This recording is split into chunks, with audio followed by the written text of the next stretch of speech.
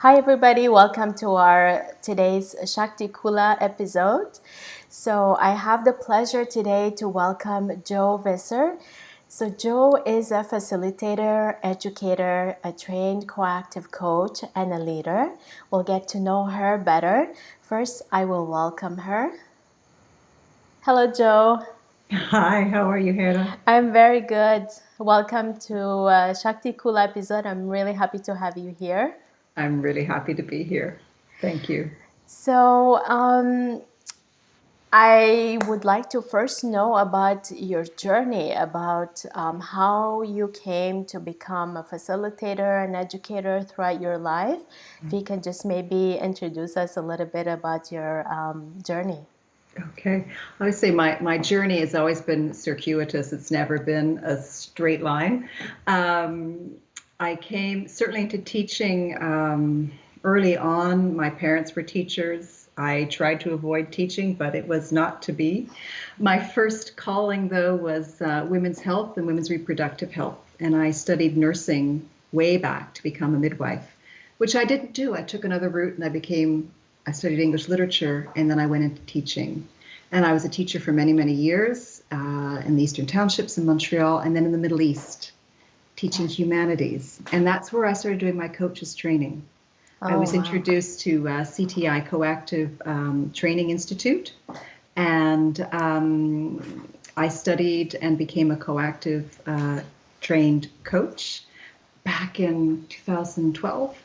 And when I went back to Bahrain to teach, I ended up coaching a lot of my students and developing courses that I realized were about self-exploration. And that's always been a really important part of my life is I've been a seeker all my life and wanting to know myself better and the world better and people better. And certainly as a woman wanting to find myself and to know who I am. And so from there, the coaching and the teaching has always. I've been as a coach, I've been a teacher, and as a teacher, I've been a coach. So I haven't been able to separate that.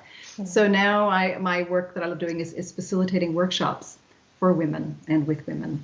That's my big passion. It always has been. So and my interest is still in women's reproductive health. Like I've come back full circle to women's reproductive health and their well-being and happiness. And I think it's such an auspicious time this week having you here for the 9 nights of the Navaratri, celebrating Shakti and in its many forms and qualities. Um, Yes. would you say that, well, actually, who would you say has inspired you the most to Yeah. walk your own path? Yeah. A long, lovely list of beautiful people. I'll start with my mother and her mother, who I didn't know as well, but the lesson was to always be your own woman. And that has been something I've searched for all my life, how to be my own woman and to be independent. And so reading my mother's second wave feminist books, so Gloria Steinem and Germaine Greer and all those fabulous women writing back in the 60s, 70s, and 80s. And I've been so blessed to find myself in sisterhoods, tribes of women throughout my life. So lovely close friends, lovely groups of women from all over the world. When I was in Montreal, there was the Mediterranean divas, and when I was in Bahrain teaching with a whole group of people from all over the world, my teaching colleagues, and there's a beautiful sisterhood there. So I found great inspiration in any of those women that I have known throughout my life and who've walked my path. And recently, my inspirations are the programs that I've been doing. Rockstar Camp with Megan Jo Wilson, and she's in the US. She's also CTI. Another woman, Pasha Marlowe, who does a program called Roar, which is using comedy. So if I think some other inspirations have been comedians. Growing up watching Carol Burnett. I always said I wanted to be a combination of Carol Burnett, Bette Midler, and Cher. Those are my kind of, heroines growing up. So women who tell their own stories. I've been really inspired by the biographies and autobiographies and memoirs of women, and yeah, it's just they're all around me. I've been blessed throughout my life. There have been inspirations and teachers along the way. And I guess it's an ongoing thing, right? We keep being It's inspired by these beautiful women, going. people. Yes. Yeah. Yeah, I get inspired by someone like yourself, a woman like yourself, starting their own businesses and jumping in both feet into these new waters. And I'm going, yes, those are the waters that I am jumping into and wading into, and it's exciting and it's thrilling, and I'm looking at those who've gone ahead of me as well for inspiration and guidance. And I'm sure walking your own path or finding it, Yes. it's filled with challenges, definitely. Yes. And how do you find you overcome these? It's been really interesting. Having always been the good girl, the good daughter, the good student, to walk one's own path has always been a little bit, as I said, circuitous. And there have been moments in my life when there's been a clear knowing, an intuition, an internal yes or direction. And sometimes I didn't always know where that was coming from. And when I followed it, and it was times of making a decision to go to Spain by myself, because I wanted to travel by myself, and I knew there was something there was something pulling me. And that was my first destination, and my family be, well, how are you going to afford that? And you're going to go where? And you're going to go all on your own. So it was that question. There's just this internal, it's time, I've got to do this.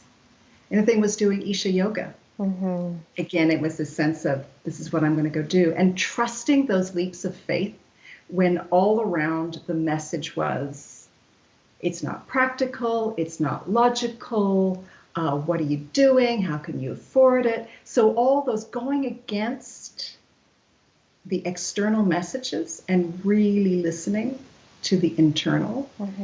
And I have trusted those moments, going to Bahrain at a really inconvenient time to really start my life and to really find out who I am and be my own woman was a huge decision, and it was one of the biggest gifts. So it's learning to trust those moments. And so really, as I said, I've always gone this way and this way. And it's only when I look back and go, oh, those were great, courageous moments and leaps of faith that have brought you to where you are.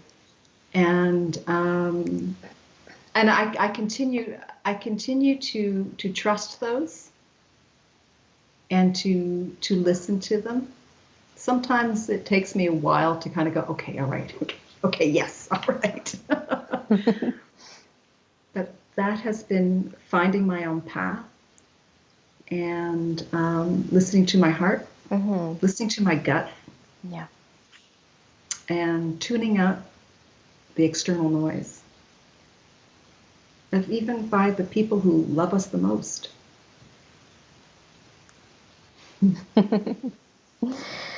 And how would you say, through the work that you're doing right now or you have done in the past up to now, how do you express the different qualities of Shakti or the divine feminine? Yeah. She has been with me throughout my life in different forms. When I was a little girl, I used to hold my arms open before a storm, before a thunderstorm, and it's all kind of quiet and the wind starts to pick up. And I used to hold my arms up and kind of go, I am a goddess and a witch commanding these winds. Like the sense Marianne Williamson talks about the time when you knew you were a goddess, and then, that feeling gets knocked out of you with schooling and socialization and all the rest of it. She travels with me actually in the form of humor, irreverent humor. And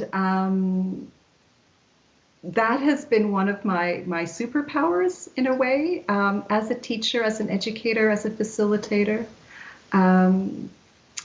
That kind of naughty body aspect of the divine feminine. And I love that about you. It is. That's, the little girl who wanted to be Cher.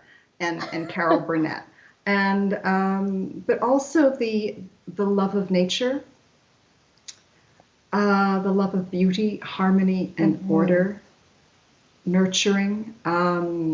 I say my motto and my gift is let the beauty we love be what we do, which is a Rumi quote. And also my gift is I make home for myself and others wherever I am and wherever I go. And that kind of homemaking and that attention to beauty and order is a very powerful form of the divine feminine.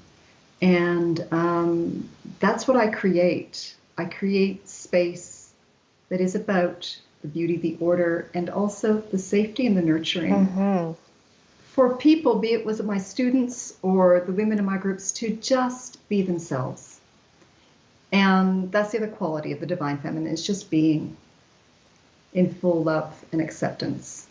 Absolutely. And I love that you mentioned all of that, because sometimes in certain societies, we forget a lot of aspects of the Shakti or the divine feminine, and we want to go a certain way and it doesn't fit everyone, right? But to have that freedom to express all these different qualities at once as well, or particularly a few that we connect with. Yes, because the feminine she's mischievous, she's reverent, she's irreverent, she's creation and she's destruction. She's all of that, and so much more. And it's that being too, which I think is really, really important. The being in the stillness. And like you were mentioning, you feel like through the work that you're doing, you're fully able to have all these expressions in many forms. Yes. In fact, I'm rediscovering some of them. Yeah, like the little girl knew the artist, the little girl knew the goddess, the little girl knew the witch, and I'm inviting those aspects back into my life. Wow, that's interesting. Yeah. Gypsy, wood nymph. Somebody said, "Ooh, Jo is like she's got all the good secrets." Yeah. And do you feel like through maturing, through age, you're able to better connect with these that you maybe somehow, when you were a child, a little girl, you kind of put it aside to maybe fit into society? Yes, absolutely. There's a point in many women's lives where we people please and we try to be something. We try to meet the world's expectations of us as opposed to our own desires and pleasures and expectations. And as I get older and as we enter thinking, this time in my life, I'm in my early 50s and in perimenopause, and I'm looking at this particular time in my life, the autumn of a woman's life, looking at the richness that's there, and forgive me, I say, you start to give less of a fuck. And that's really, really important. And it's like, so what's really important to me to and not in a selfish way, but what's really important, because I think when we connect with what's truly important, what is true and beautiful that we can imagine for our lives, then improves the lives of those around us. It improves the planet. It improves the well-being of others. And so as I get older, you start to kind of take off the layers of what the world or society, or as I said, the people who love you the most expect of you or want you to be. And you kind of find, okay, this is who I am again, who I really am. And it's probably actually more connected to who we were when we were really little. And also looking at life experience and hardship and heartache and failure, or what seems to be failure and disappointment, and oh, nothing's going right, and I'm stagnating, and realizing that's all part of the journey that's got me to where I am now. And I look at my life and I kind of go, I really like where I am now. You know, overall, I really like where I am now. And to see any kind of adversity as a gift and an opportunity.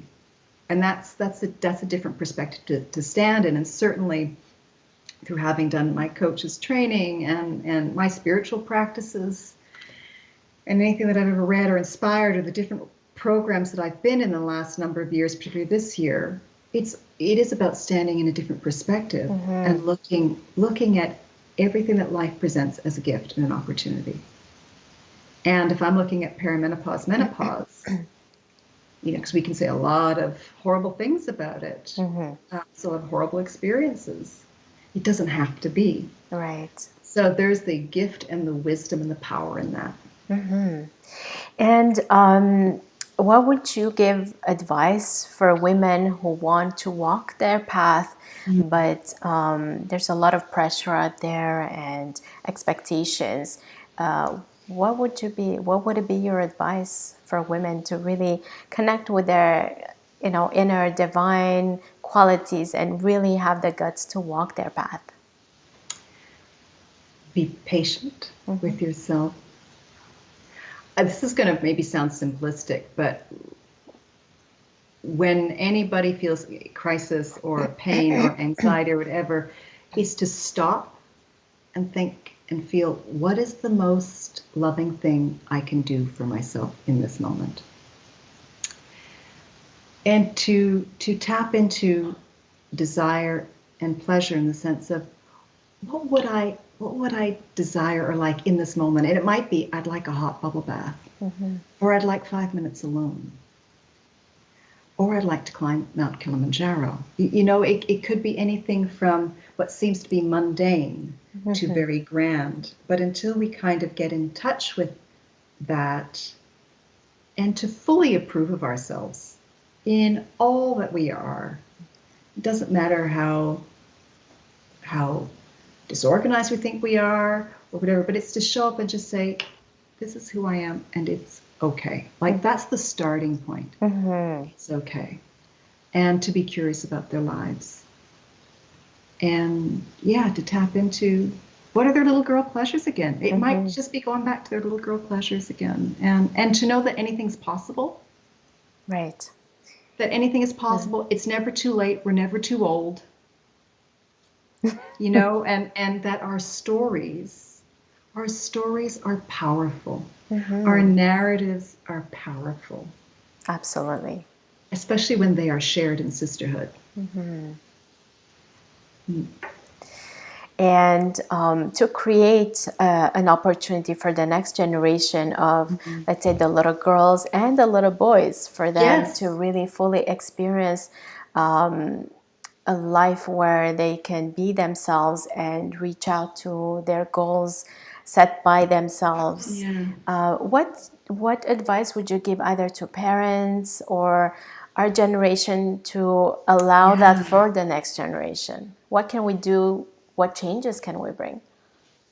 Well, certainly as parents and as educators and the adults is to love those children and to allow them to be what they want to be. So when they're expressing an interest in something and a desire and there's magic, encourage them, nurture them, allow them to. You kind of have to put your own expectations for them on the back burner, and encourage children to move ahead. What are their passions? And for little girls and little boys, and it's hard to say, oh, just love yourself, because you're going to get messages where it's going to be really, really difficult to do that.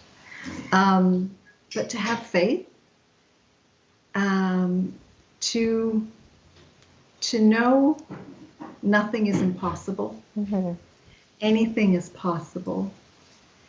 And to trust that even though the path might be circuitous or difficult, to continue to know that anything is possible. To hold on to those dreams. To really hold on to dreams. And that's possible when we create a situation allowing them Yes. to experience that, right? Yes. And it all Yes. begins with ourselves so that Yes. we can allow it for the next generation. Yes. Yes. And certainly, I mean, as adults, we have the responsibility to nurture that, because when we're little, when we're it's we are kind of at the mercy of the adults in our lives, That's and right. that socialization, as you know, creeps in really early. Those messages, those Yeah. saboteurs that kick in, to protect us emotionally from whatever, or physically from whatever situation in our lives. Those saboteurs come at a very early age, and they stay with us. So yeah, it's to be able to lessen the messages of the saboteur. Yeah. And I'd love to hear more about the work that you do. Could you tell us a little bit about what you're doing? Yes. So I am currently wrapping up a program called Inspired, and that's from to go from daring inquiry to daring inspiration. So I've been working with a small group of women for the past 8 weeks, and we're looking at what is the most beautiful and true story they can imagine for themselves. So it is working with their narrative, their current narrative and their story, and saying, okay, what's the most true and beautiful thing that you want to inspire you, to aspire to? Who inspires you? What inspires you? Looking at what is about pleasure, desire. Imagining and dreaming is just another form of planning. And it's about looking at our lives and seeing where we can go. So I'm working with women who are looking at, well, what's this next chapter? Be it retirement, be it taking an issue, might be family, might be health, might be body. And how do they want to change that narrative and share in sisterhood? So there are tools involved, and like each week has a different theme and a different set of tools and practices that we go off and explore and are curious about, and then come back each week and discuss it and see, okay, so other women have said, well, I've discovered this about myself. Or I'm actually, one of my persons said, I'm actually inspired. I think I might be more involved in environmental movement, and I didn't think I would be. But I'm looking at maybe leadership in environmental movements. So just in these 7 weeks, she's also looking at, what might be different for me in my life. So that has been a more general inspired, again, looking at how, harnessing the power of our personal narratives so that we can lead our lives on our own terms, to our own satisfaction. I am now taking that inspired, and I'm calling it Inspired PM, Perimenopause, Menopause.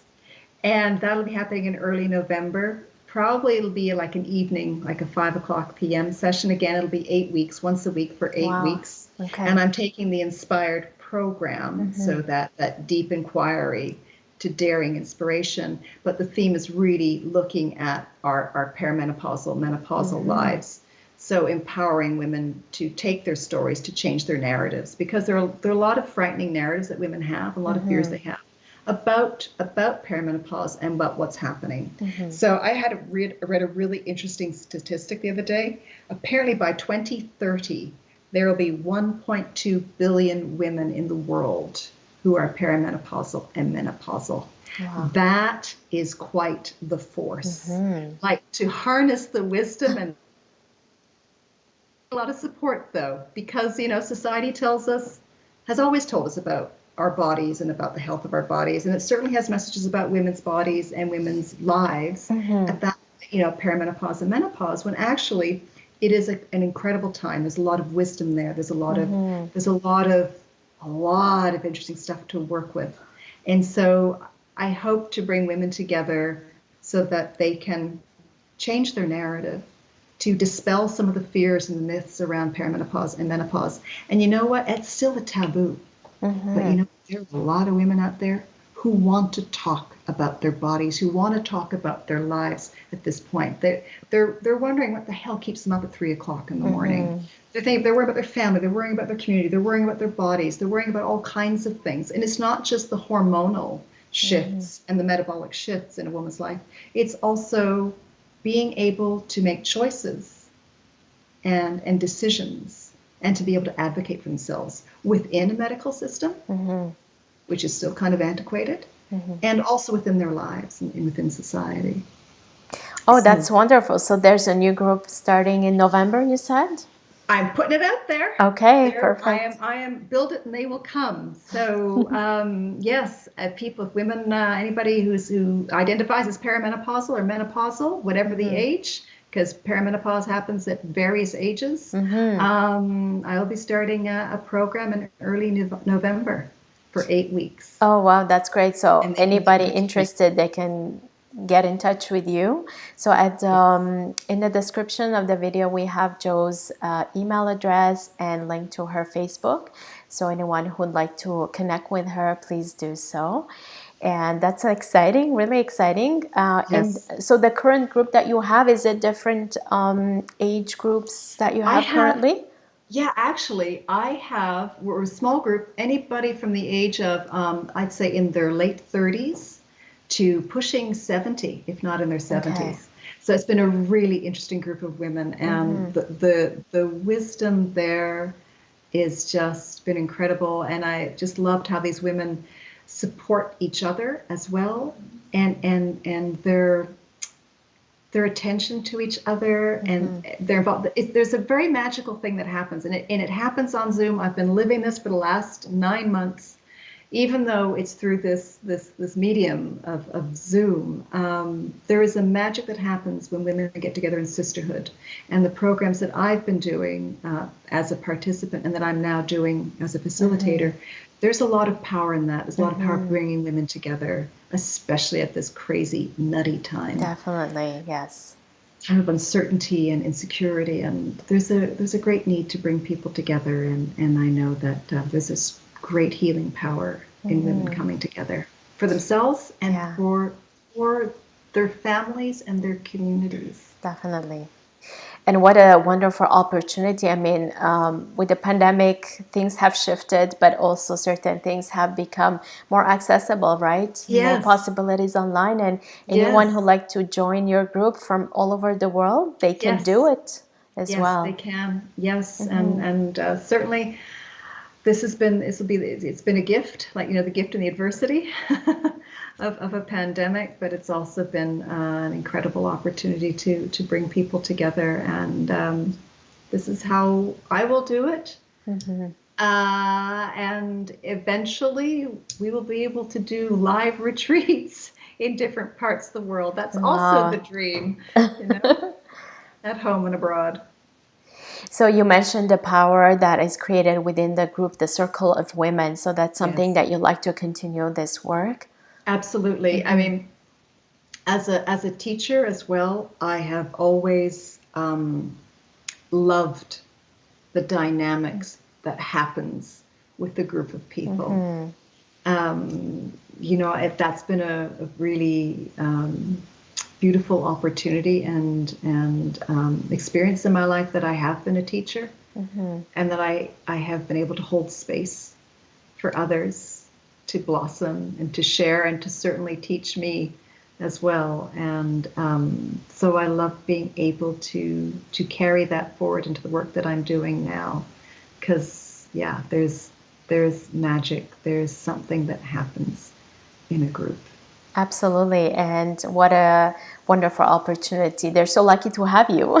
Thank you very much. I'm lucky to have them. It's just, I'm always humbled by that experience, to hold space like that for other people. Yeah. Well, Jo, thank you so much. Thank you. It's been a delight to have you here, and so much. I hope to connect with you again soon in person. Me too. We're only a couple of hours down the road from each other, and it seems like it might as well be across the ocean. But at least we're able to connect, and beyond physical connection, that absolutely. Connection is always there, and the possibility of these online connection. And like I said before, anyone would like to connect with Jo, you have the information there. Thank you so much, Jo. It's been such a pleasure. Hannah. It's been wonderful. Thank you. Thank you. Dear. Thanks everyone for joining us. So connect with us. You can subscribe to my channel and be informed of the following Shakti Kula episodes. So see you soon.